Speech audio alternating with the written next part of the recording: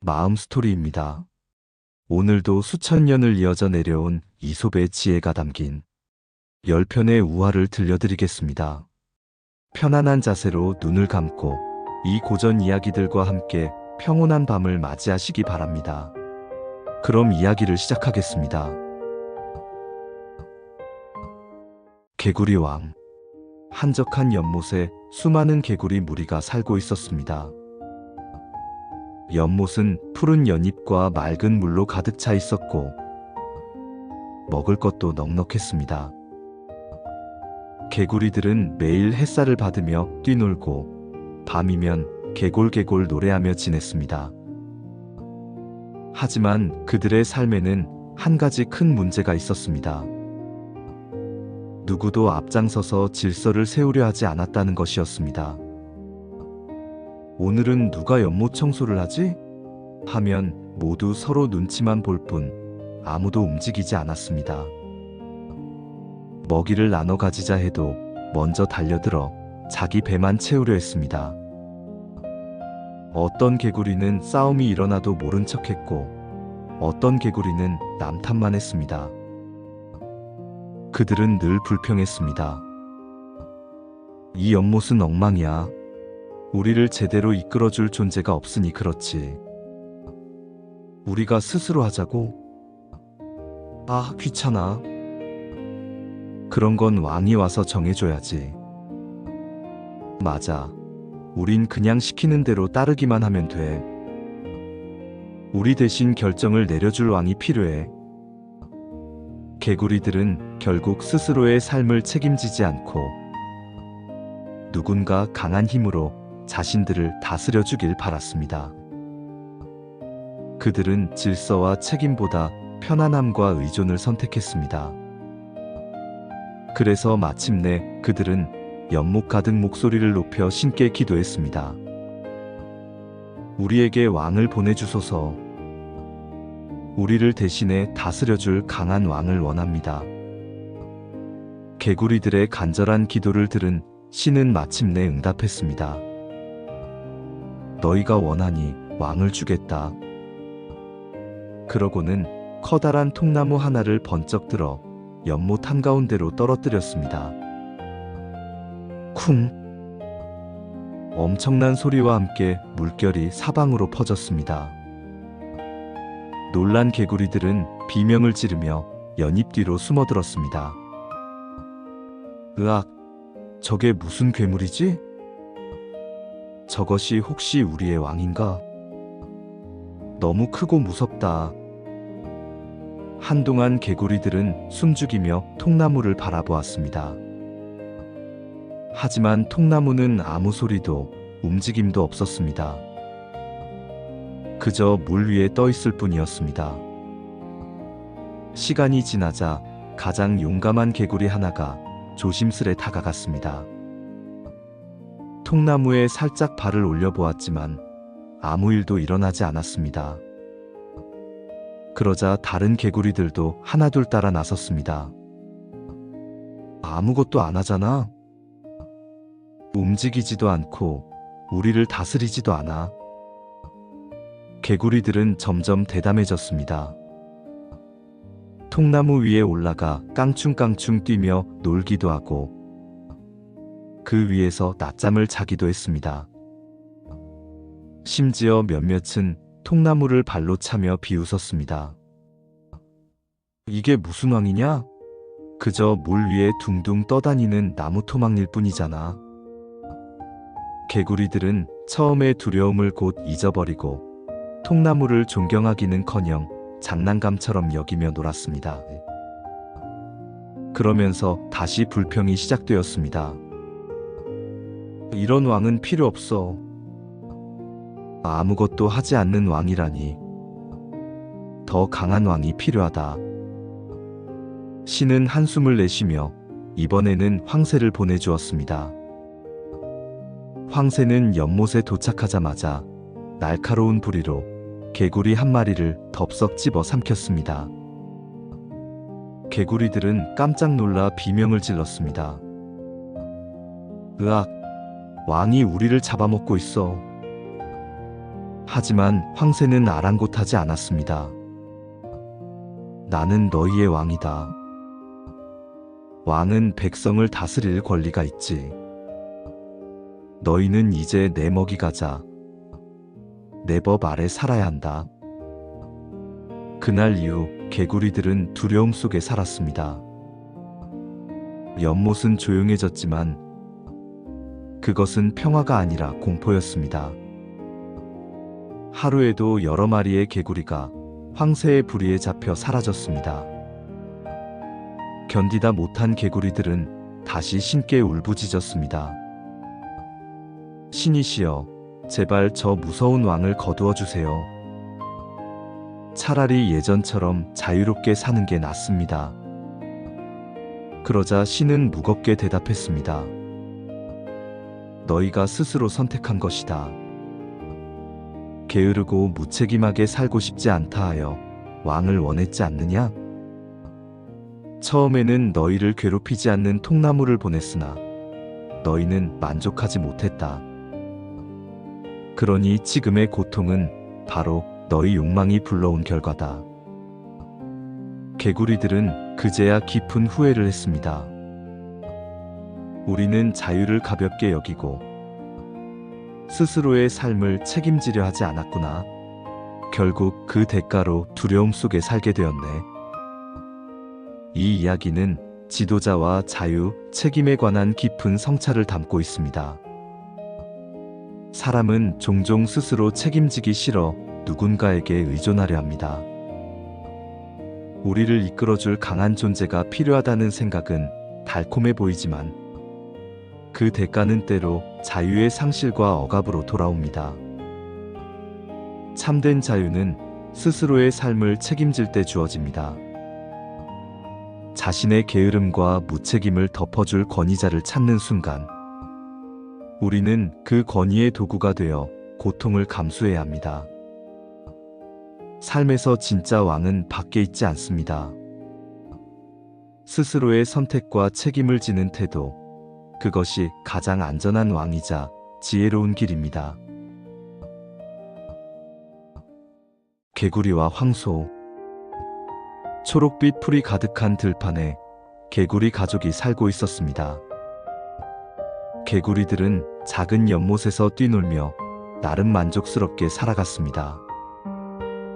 그들에게 세상은 풀숲과 물가가 전부였고 자신들이 세상에서 가장 크고 위대한 존재라고 믿었습니다.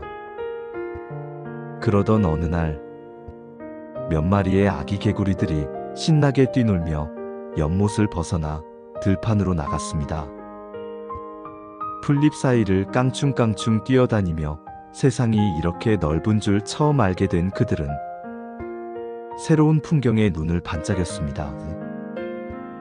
그때 멀리서 커다란 황소 한 마리가 천천히 걸어 들어왔습니다. 햇살을 받아 번쩍이는 거대한 뿔, 힘찬 근육이 울퉁불퉁 드러난 몸과 쿵쿵 울려 퍼지는 거대한 발걸음. 아기 개구리들은 그 웅장한 모습에 숨이 막히는 듯 멈춰 섰습니다. 와, 저게 세상에 존재할 수 있는 짐승이야? 우리 10마리를 합쳐도 저 발 한 짝만 못할 것 같아. 저렇게 크고 힘세 보이다니 정말 대단하다. 아기 개구리들은 눈을 크게 뜨고 서로 감탄을 쏟아내며 놀라움과 경외심으로 황소를 바라보았습니다. 아기 개구리들은 황소의 웅장한 모습에 넋을 잃고 바라보다가 이내 서로 눈을 마주치며 깡충깡충 뛰기 시작했습니다. 어서 아버지께 말씀드리자. 아버지가 보면 깜짝 놀라실 거야. 그들은 들판을 정신없이 달려 연못으로 돌아왔습니다. 헐떡이며 연못 가장자리에 앉아있던 아버지 개구리에게 다가가자 아버지는 놀란 눈으로 물었습니다. 얘들아, 무슨 일로 그렇게 허둥대는 게냐? 무슨 위험이라도 있었느냐?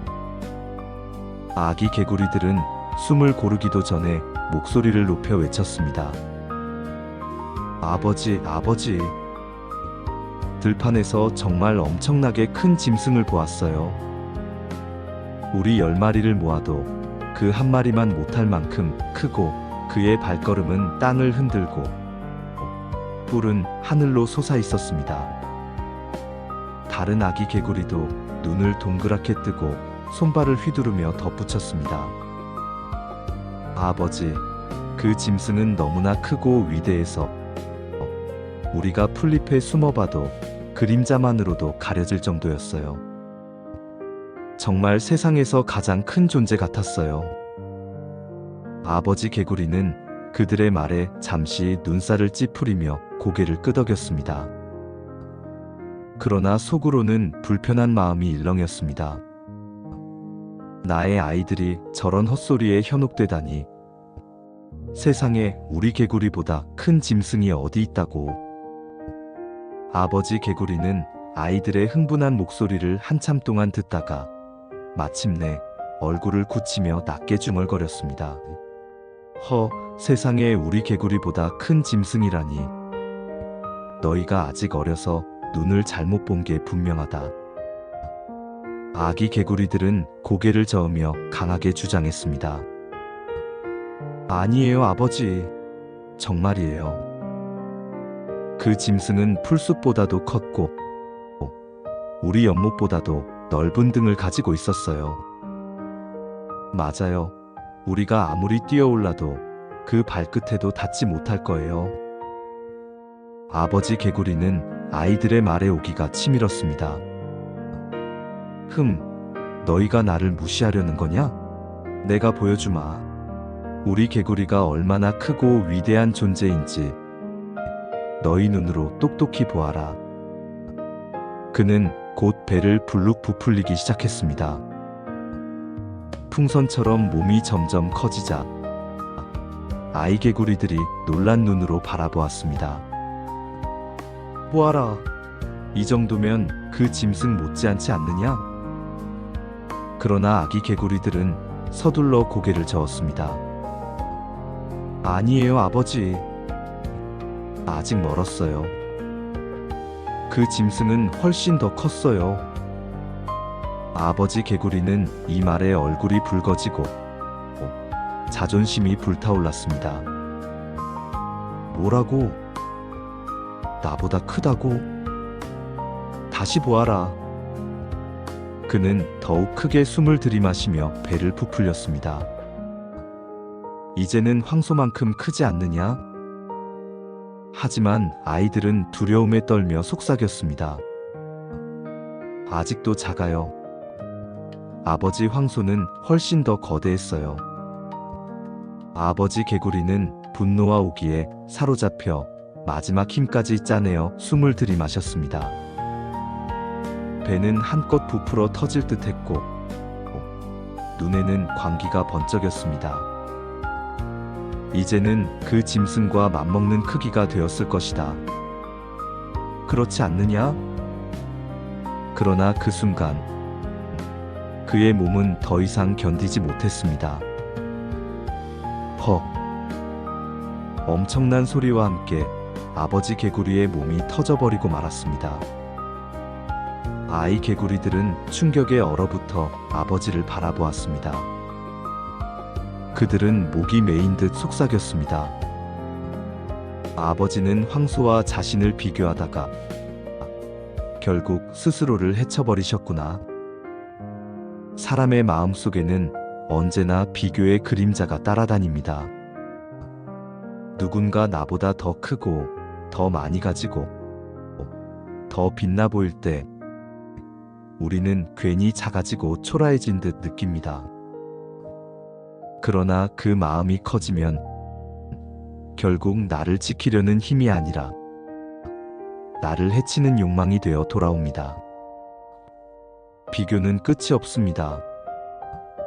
나보다 잘난 사람을 따라잡으려 애쓰는 순간 또 다른 더 큰 존재가 나타나고 결국 그 끝없는 경주 속에서 지쳐 쓰러지게 됩니다. 삶에서 중요한 것은 누군가보다 큰가 작은가가 아닙니다. 내가 내 삶을 어떻게 지키고 내 자리를 어떻게 살아가느냐가 본질입니다. 분수를 안다는 것은 단순히 자금에 만족한다는 뜻이 아닙니다. 지금 내가 가진 것을 소중히 여긴다는 뜻입니다. 아버지 개구리처럼 남과 비교하다가 스스로를 해치지 말아야 합니다. 행복은 비교에서 오지 않고 내가 나로 살아가는 순간 진정으로 깨달을 수 있습니다. 개구리와 전갈. 깊은 숲속 거대한 강가에서 전갈이 발을 동동 구르고 있었습니다. 건너편으로 가야 했지만 전갈은 수영을 할 수 없었습니다. 그때 강가에서 물을 마시던 개구리가 보였습니다. 전갈은 간절히 외쳤습니다. 개구리야, 제발 나를 내 등에 태우고 강을 건너게 해주겠니? 나는 물에 들어가면 금세 죽어버리고 말 거야. 개구리는 눈을 크게 뜨고 고개를 저었습니다. 네가 전갈이라는 걸 모르는 줄 아느냐? 너는 날카로운 독침을 가지고 있잖아. 내가 널 태우면 넌 틀림없이 나를 쏠 거야. 그러자 전갈은 다급하게 고개를 흔들었습니다. 아니야, 생각해보라고. 내가 너를 쏘면 우리 둘 다 강물에 빠져 죽고 말 텐데. 내가 왜 스스로 목숨을 잃으면서까지 너를 해치겠니? 나는 단지 건너편으로 가고 싶을 뿐이야. 개구리는 잠시 망설였지만 결국 마음을 열었습니다. 좋아, 내 말을 믿어보겠다. 하지만 약속해라. 절대 나를 해치지 않겠다고. 전갈은 고개를 끄덕이며 대답했습니다. 맹세하마.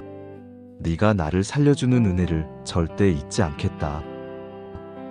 개구리는 전갈을 등에 태우고 강물 속으로 뛰어들었습니다. 처음엔 순조로웠지만 물살은 생각보다 거셌습니다. 강물이 출렁일 때마다 개구리는 숨을 헐떡였지만 전갈 위에 힘껏 헤엄쳤습니다. 한참이 지나 강 한가운데에 이르렀습니다.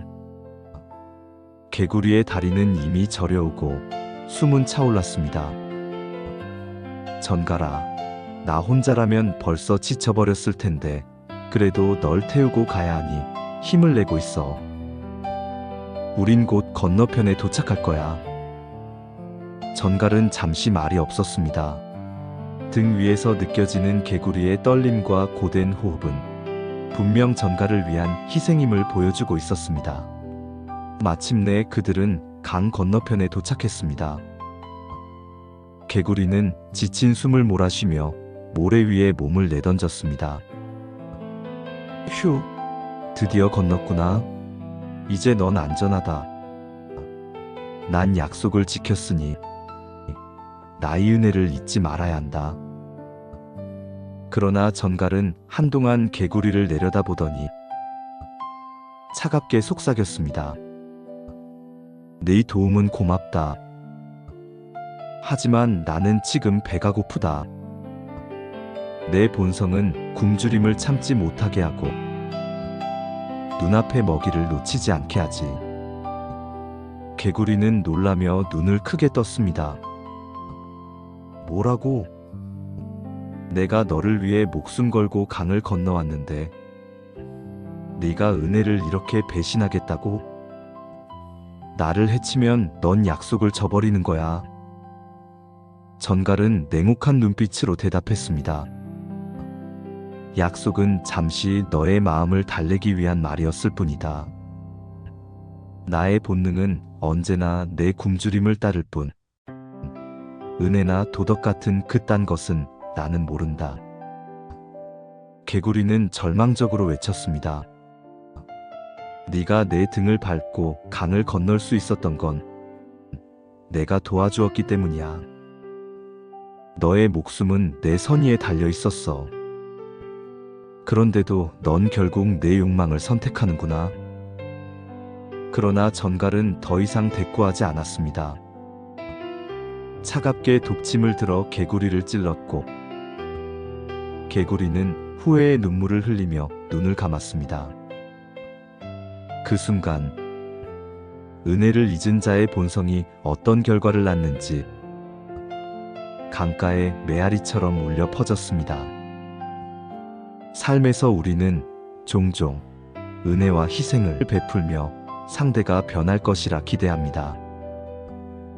그러나 본성이 악하거나 욕망에 사로잡힌 자는 결국 눈앞의 욕심을 따르고 은혜를 배신합니다.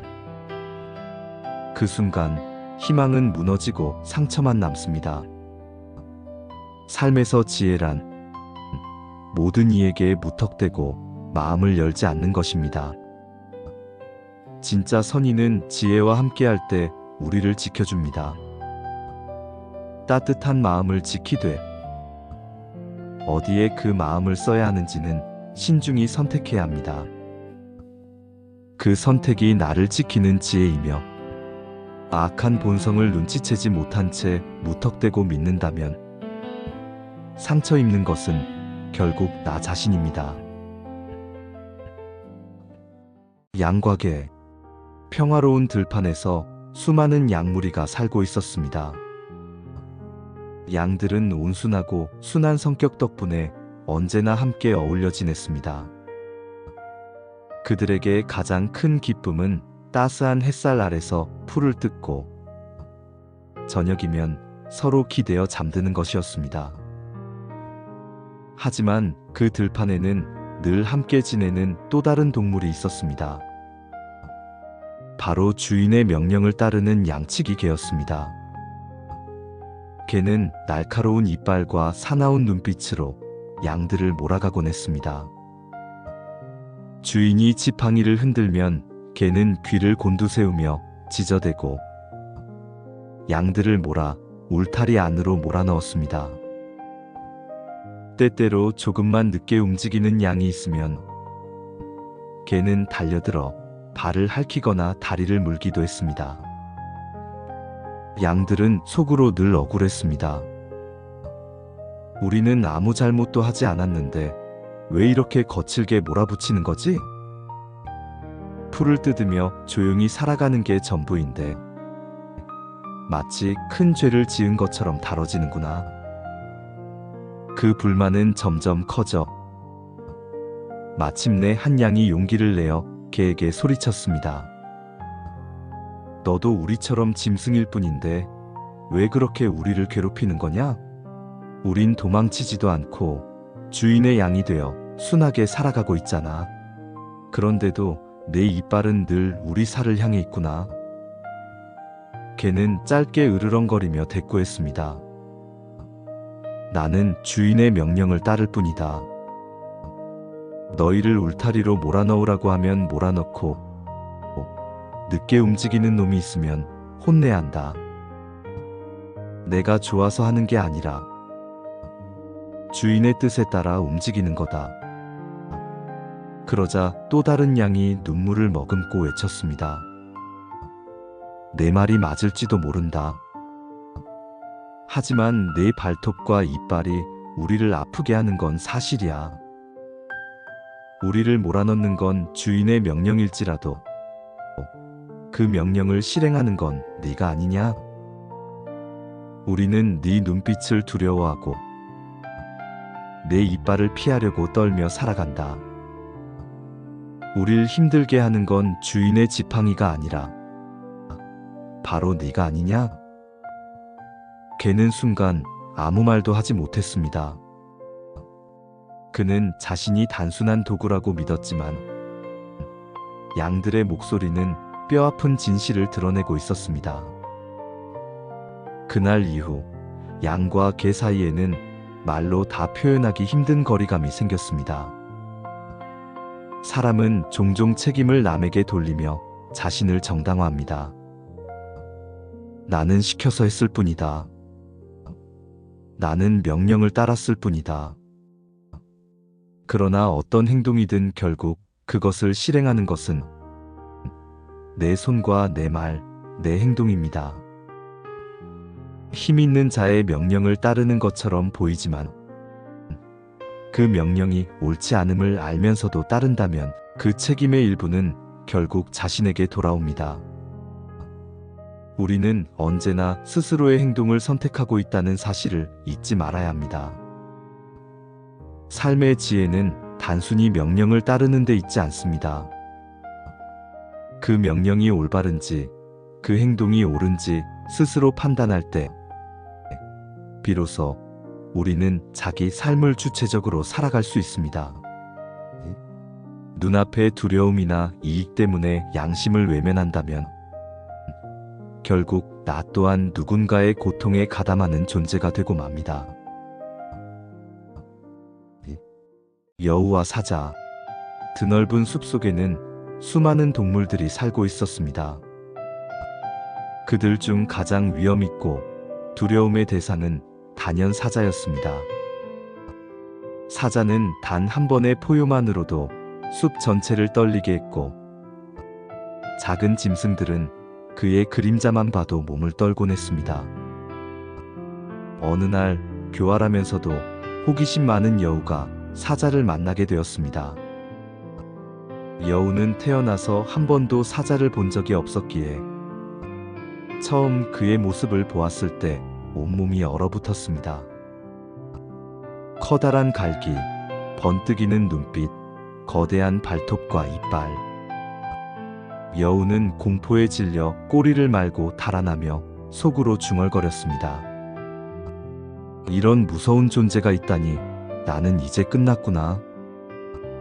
며칠 뒤 여우는 다시 우연히 사자를 마주쳤습니다. 이번에도 심장이 미친 듯 뛰었지만 첫 번째처럼 도망치지는 않았습니다. 그는 분명 강력한 존재이지만 내가 그를 본다고 해서 당장 해치지는 않는구나. 여우는 여전히 두려웠지만 조금은 차분히 사자를 바라볼 수 있었습니다. 세 번째 만남에서 여우는 사자 앞을 당당히 걸었습니다. 사자의 위용은 여전히 크고 위대했지만 이제 여우의 마음속 공포는 사라지고 있었습니다. 오히려 예의 바르게 고개를 숙이며 인사를 건넸습니다. 안녕하시오, 숲의 왕이여. 오늘도 평안하시기를 바랍니다. 사자는 놀라며 여우를 잠시 바라보았습니다. 처음 만났을 때 벌벌 떨던 그 작은 동물이 이제는 두려움 없이 인사하는 모습에 흥미를 느꼈습니다. 사자는 여우를 해치지 않았고 여우는 점차 그와 담담하게 대할 수 있었습니다. 두려움은 낯설음에서 시작됩니다. 한 번도 보지 못한 것, 경험하지 못한 것 앞에서 사람은 마음을 잃고 두려움에 사로잡힙니다. 하지만 반복해서 마주하고 익숙해지면 두려움은 점차 사라집니다. 처음에는 괴물처럼 보였던 것도 다시 보면 덜 무섭고 세 번쯤 보면 평범한 존재로 보이게 됩니다. 인간의 두려움은 대부분 실제 위험보다 상상에서 커집니다. 낯선 것, 모르는 것, 경험하지 않은 것은 우리 마음속에서 불필요하게 커진 그림자처럼 자라납니다. 가까이 다가서면 사라질 수도 있지만 멀리서만 바라보면 끝내 두려움으로 남습니다. 삶에서 우리는 새로운 도전, 사람들 앞에 서는 일, 실패의 가능성 같은 것들을 두려워합니다. 하지만 그 두려움은 실제보다 더 크게 부풀려진 환영일 때가 많습니다. 경험은 두려움을 무너뜨리는 가장 확실한 힘입니다. 처음엔 떨고, 두 번째는 조금 나아지고, 세 번째에는 담담해지는 과정 속에서 우리는 성장합니다. 진짜 용기란 두려움이 없는 상태가 아니라 두려움 속에서도 한 걸음을 내딛는 것입니다. 그 발걸음이 쌓일 때 낯설었던 것은 익숙함으로 변하고 우리는 담대해집니다. 까마귀와 백조. 숲과 강이 어우러진 평화로운 마을 근처에 까마귀 한 마리가 살고 있었습니다. 까마귀는 머리가 똑똑하고 생활력도 강했지만 늘 자기 모습에 불만이 많았습니다. 검고 반짝이는 깃털은 그에게는 자랑이 아니라 콤플렉스였고, 언제나 하얀 깃털을 가진 백조를 부러워하며 바라보곤 했습니다. 강가에 떠있는 백조는 햇빛을 받아 눈부시게 빛났습니다. 백조가 목을 곧게 세우고 우아하게 헤엄칠 때마다 까마귀는 자신의 검은 날개를 내려다보며 속으로 중얼거렸습니다. 저 하얀 깃털만 있다면 나도 저처럼 아름답고 특별해질 텐데. 동물들 모두 내 모습을 부러워하게 될 거야. 까마귀는 날마다 백조의 모습을 따라 해보려 했습니다. 강가로 내려가 물속에 몸을 담그며 백조처럼 헤엄치려 했지만 물은 차갑고 무겁기만 했습니다. 까마귀의 날개는 물에 젖자 금세 무거워져 버렸고, 우아함은커녕 허우적거리며 빠져나오기에 급급했습니다. 배고픔도 커졌습니다.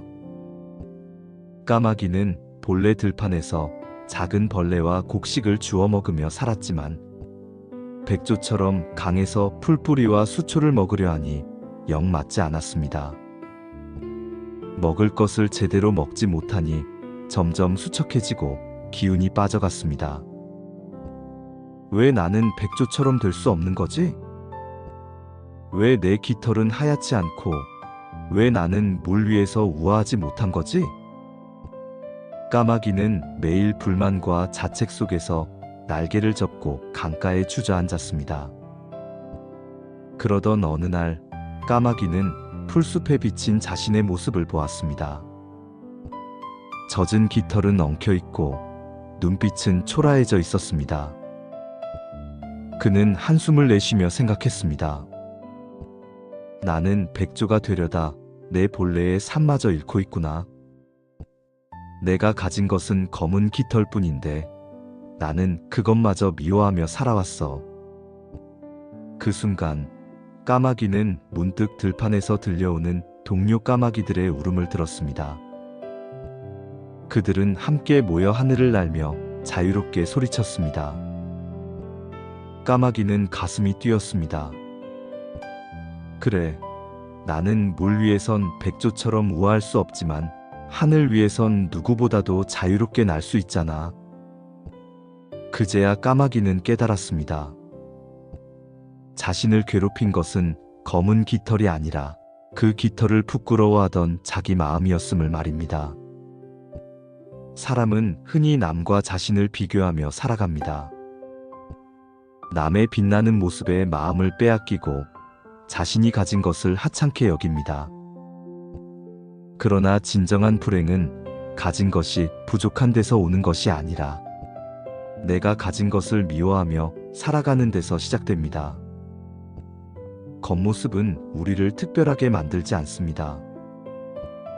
백조의 흰 깃털이 아름다운 것은 그 본연의 모습이기 때문이고, 까마귀의 검은 깃털 또한 그 나름의 힘과 자유를 상징합니다. 남의 삶을 흉내내는 순간 우리는 자신의 자리와 본질을 잃어버립니다. 행복은 남처럼 되는 데 있지 않습니다. 내가 가진 것을 있는 그대로 받아들이고 그 속에서 나만의 가치를 발견할 때 비로소 비교에서 벗어나 자신답게 살아갈 힘을 얻게 됩니다. 병든 사자. 병든 사자가 동굴 안에서 힘없이 누워 있습니다. 그가 젊고 강하던 시절에는 숲의 동물들이 모두 그의 이름만 들어도 몸을 떨었습니다. 여우는 그의 눈빛이 번뜩이기만 해도 꼬리를 내리고 달아났으며, 늑대들은 멀리서 그 울음소리만 들어도 뒷걸음질 쳤습니다. 심지어 어리석은 당나귀조차 그의 이름이 언급되면 귀를 쫑긋 세우며 주위를 두리번거리다가 곧 두 다리를 후들거리며 떨었습니다. 숲은 언제나 사자의 그림자 아래 있었고 그 그림자는 곧 공포였으며 모든 동물은 그 앞에서 감히 숨소리조차 크게 내지 못했습니다.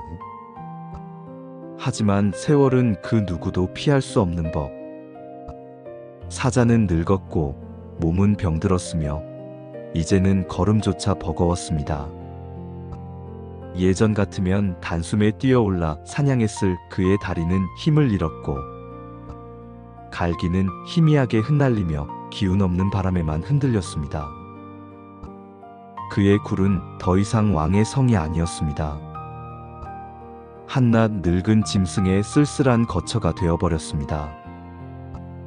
가장 먼저 그 굴에 다가온 건 여우였습니다.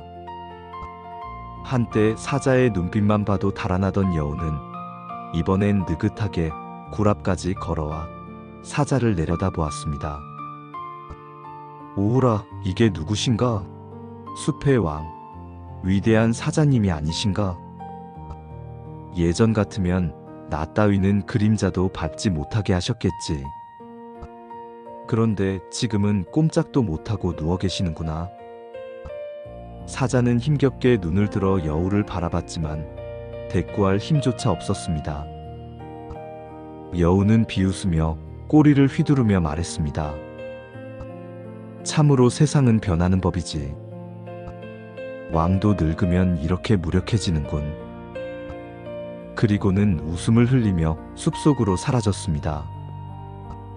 곧이어 늑대가 나타났습니다. 늑대는 원래 사자의 눈치를 보며 숨어 다니던 존재였지만 이제는 달랐습니다. 사자님. 예전에는 너의 그림자만 밟아도 벌벌 떨었지. 하지만 이제 봐라. 너의 발톱은 무뎌지고 너의 이빨은 빛을 잃었구나. 이제 누가 널 두려워하겠어?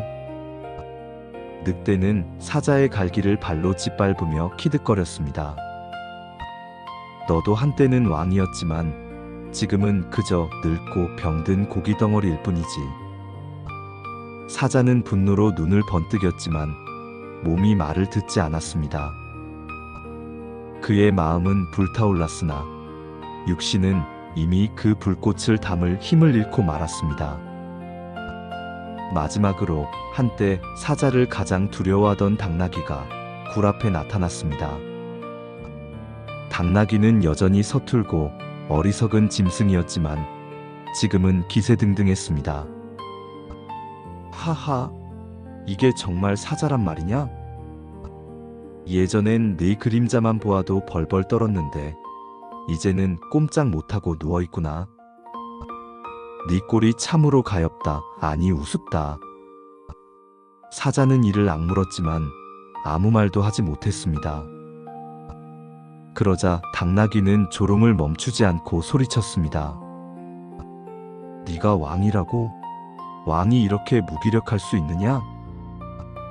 이제 내가 너에게 복수를 해주마. 그리고는 앞발로 사자의 머리를 거칠게 걷어찼습니다. 쿵 하는 소리와 함께 사자의 머리가 땅바닥에 부딪혔습니다. 사자는 고통에 신음을 흘리며 마지막 힘을 짜내어 중얼거렸습니다. 아, 나는 늙고 병든 것도 서럽지만 무엇보다 당나귀에게 모욕당해야 하는 이 치욕이 가장 쓰라리구나. 이 이야기는 권력의 덧없음을 드러냅니다. 힘과 위엄으로 세운 지위는 언젠가 사라집니다. 그 힘이 사라질 때 평소 두려움에 눌려있던 자들이 오히려 비웃음과 모욕을 퍼붓습니다.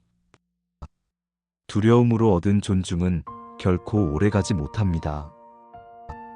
진정한 존중은 힘이 있을 때가 아니라 힘이 사라졌을 때에도 남는 것입니다. 삶에서 우리는 묻지 않을 수 없습니다.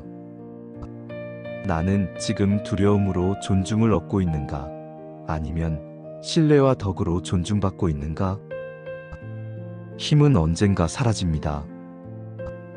그러나 신뢰와 덕으로 쌓아 올린 존중은 세월 앞에서도 무너지지 않습니다. 그것이야말로 흔들리지 않는 진짜 힘입니다. 양치기와 바람. 산골짜기 마을에 양치기 소년이 있었습니다. 그는 매일 아침 양떼를 몰고 초원으로 나가 풀을 뜯게 하고 저녁이면 다시 울타리로 데려오는 일을 했습니다. 소년의 삶은 단순했지만 그에게는 늘 고민이 있었습니다. 양털을 팔아도 번 돈은 그리 많지 않아. 조금이라도 더 이익을 얻을 수 있다면 좋을 텐데. 그러던 어느 날 초원에 세찬 바람이 불어왔습니다. 양치기는 바람을 맞으며 중얼거렸습니다. 바람아, 너는 늘 이곳을 가로질러 불어오지. 그런데 넌 늘 그냥 불기만 하고 사라지니 아무 쓸모가 없구나. 차라리 내게 도움이 된다면 좋을 텐데. 그러자 놀랍게도 바람이 소년의 말에 대답했습니다. 나를 쓸모없다 하느냐? 내가 원한다면 내게도 이익을 가져다 줄 수 있지. 소년은 눈을 크게 뜨고 물었습니다. 정말인가? 그렇다면 네가 어떻게 나를 돕겠다는 거지? 바람은 소곤거리듯 말했습니다. 나는 겨울이 오면 세찬 힘으로 몰아쳐 양들이 두꺼운 털을 길러내도록 만든다. 그 털을 깎아 팔면 너는 더 많은 돈을 벌 수 있지 않느냐? 소년은 고개를 끄덕이며 크게 기뻐했습니다. 오, 그렇구나.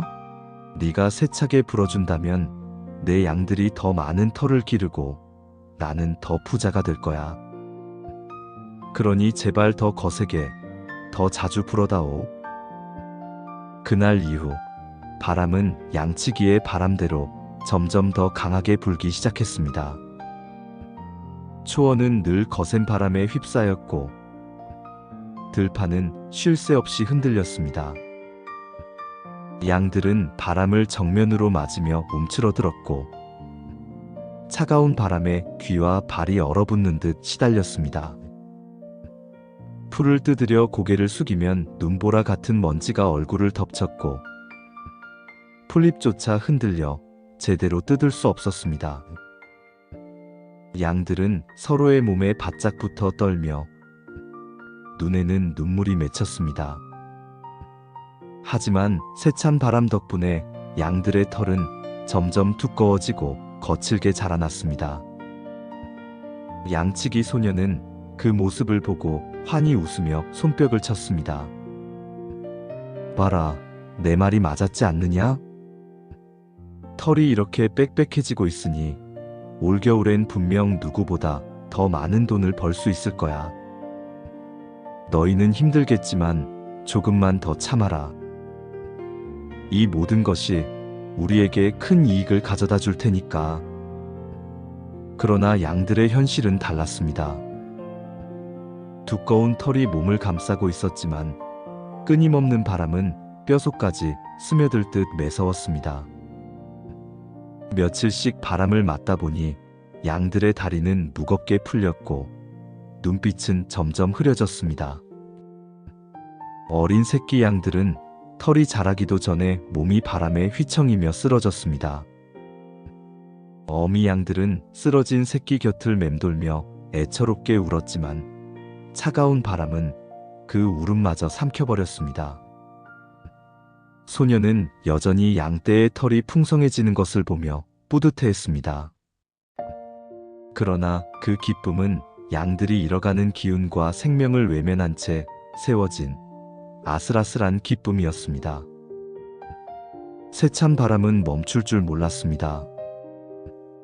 양들은 날마다 거친 바람을 맞으며 점점 기운을 잃어갔습니다.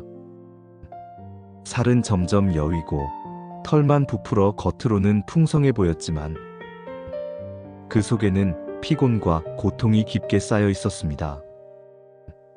어느 날 소년은 시장에 내다 팔 양털을 손으로 쓸어보며 혼잣말을 했습니다. 이렇게 두꺼운 털이라면 분명 비싼 값에 팔릴 거야.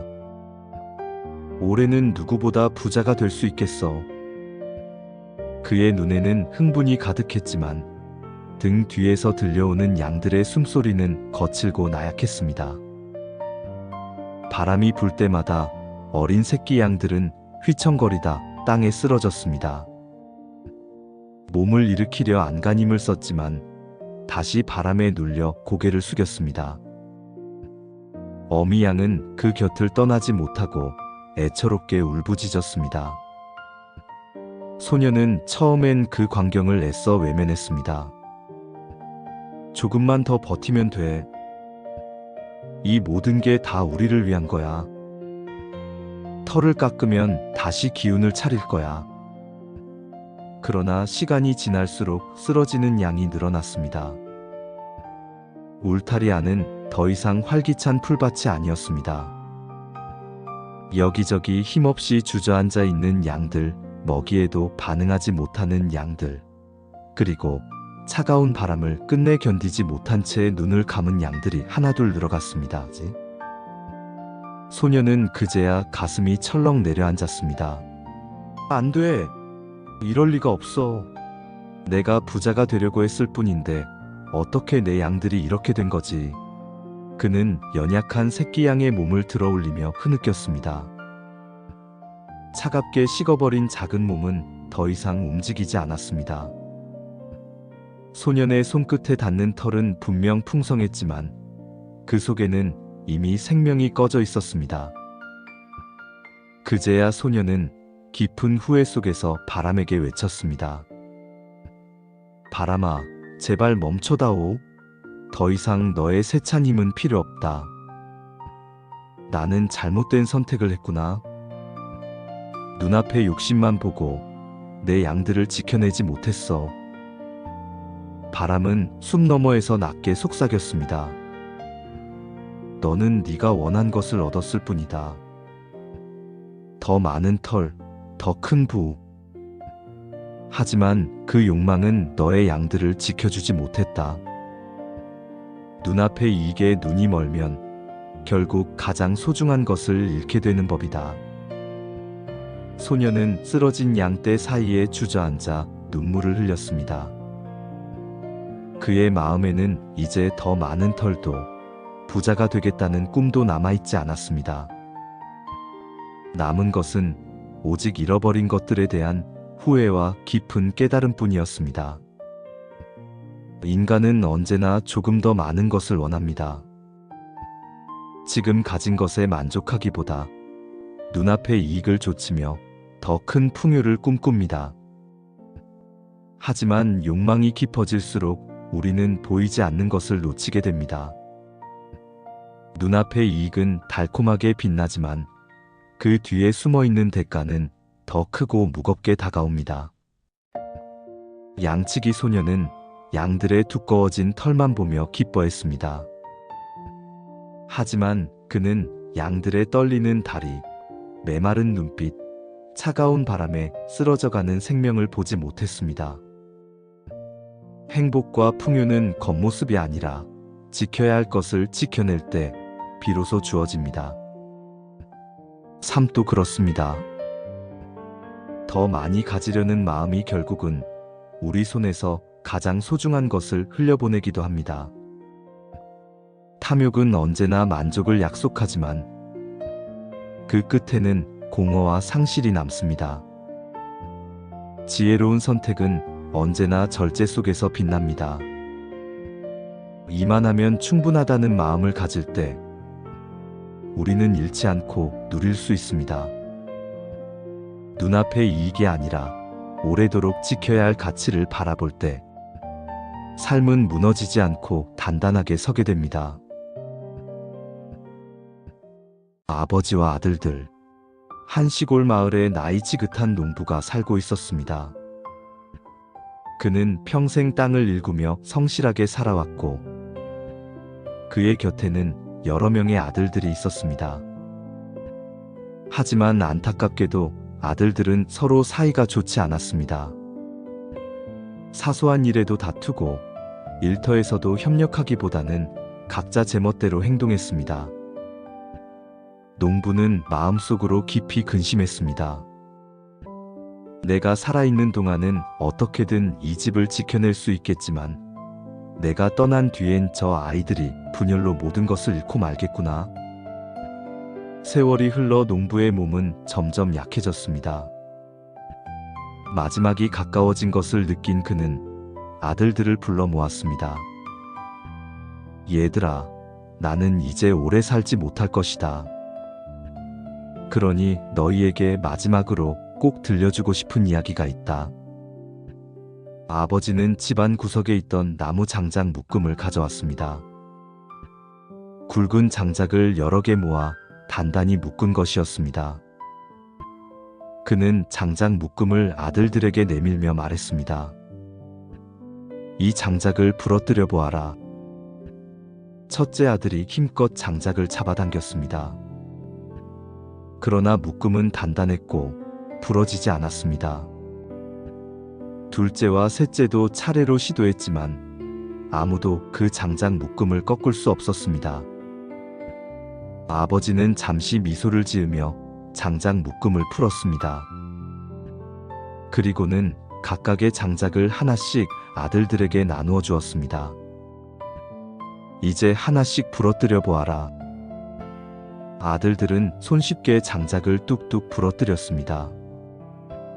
순간 그들의 얼굴에 무언가를 깨달은 듯한 빛이 스쳤습니다.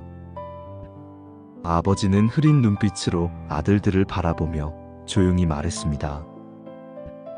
얘들아, 너희가 뭉쳐있을 때는 아무리 강한 적이 와도 쉽게 무너지지 않는다. 하지만 너희가 흩어져 서로 다투면 이 장작처럼 한순간에 꺾이고 말 것이다. 나는 너희에게 땅이나 재물보다 더 중요한 것을 물려주고 싶다. 그것은 바로 형제 간의 단합과 화합이다.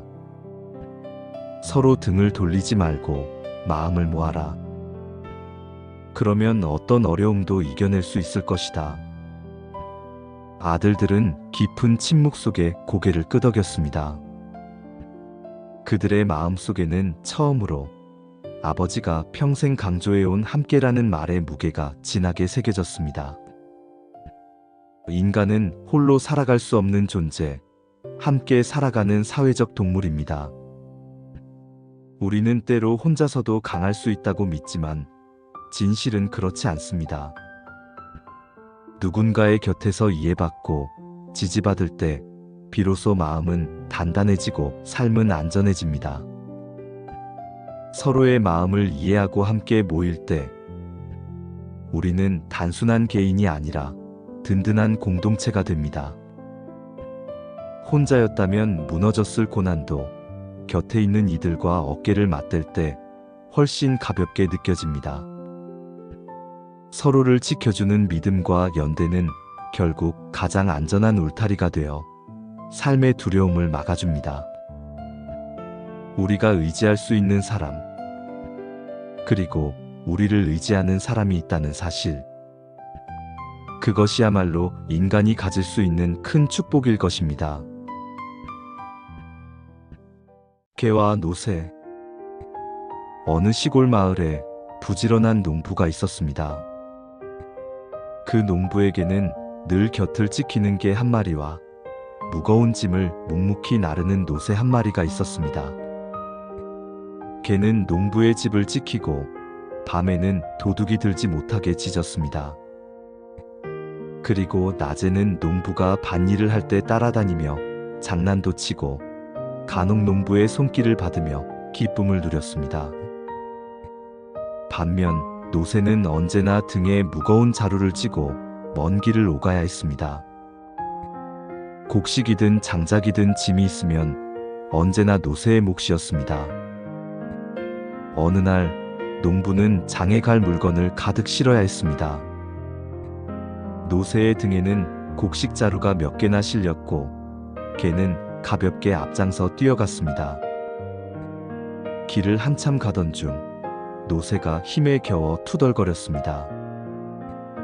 이 짐은 너무 무겁구나. 개야, 넌 농부에게 사랑받으며 가볍게 뛰어다니기만 하는데 나는 이렇게 짐을 다 짊어지고 있으니 불공평하지 않니? 개는 귀를 쫑긋 세우더니 하품을 하며 대답했습니다. 노새야, 그건 내 역할이잖아. 난 집을 지키는 게 일이고, 넌 짐을 나르는 게 일이야. 괜히 불평하지 말고, 그냥 내 몫을 하라고. 노새는 불만이 가득했습니다. 그래도 이건 너무 벅차다.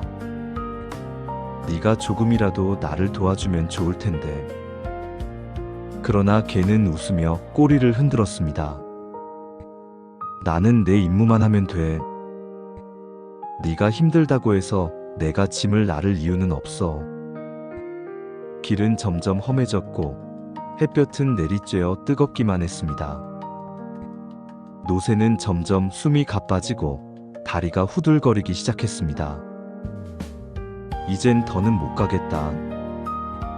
마침내 노새는 한쪽 다리가 꺾이며 길바닥에 쓰러지고 말았습니다. 등에 실린 무거운 자루들이 쏟아져 흙먼지가 일었습니다. 농부는 깜짝 놀라 외쳤습니다. 이런, 노새가 쓰러지다니 어쩌면 좋단 말인가. 그러자 농부는 고민 끝에 개에게 시선을 돌렸습니다. 개야, 노새가 더는 짐을 나를 수 없으니 이제 네가 대신 이 자루들을 짊어져야겠다. 개는 당황해서 눈을 크게 뜨고 짖었습니다. 주인님, 전 그런 일을 해본 적이 없어요.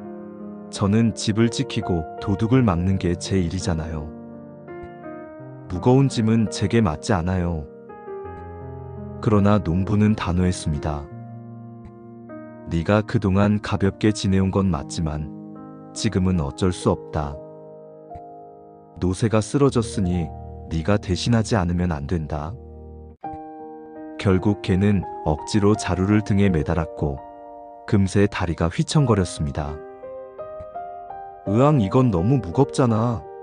나는 이런 걸 감당할 수 없어. 농부는 한숨을 쉬며 중얼거렸습니다. 처음 노새가 너에게 조금만 도와달라고 했을 때 내가 귀 기울였더라면 이렇게 되지는 않았을 텐데. 책임을 나누지 않고 무시하면 결국 더 큰 짐이 내 몫으로 돌아오게 되는 법이지. 이 이야기는 우리에게 책임과 연대의 중요성을 일깨워줍니다. 자신의 몫만 하겠다며 타인의 어려움을 모른 척하면 결국 그 짐은 더 큰 무게가 되어 내게 돌아옵니다. 삶은 혼자가 아니라 함께 짊어져야 하는 여정입니다.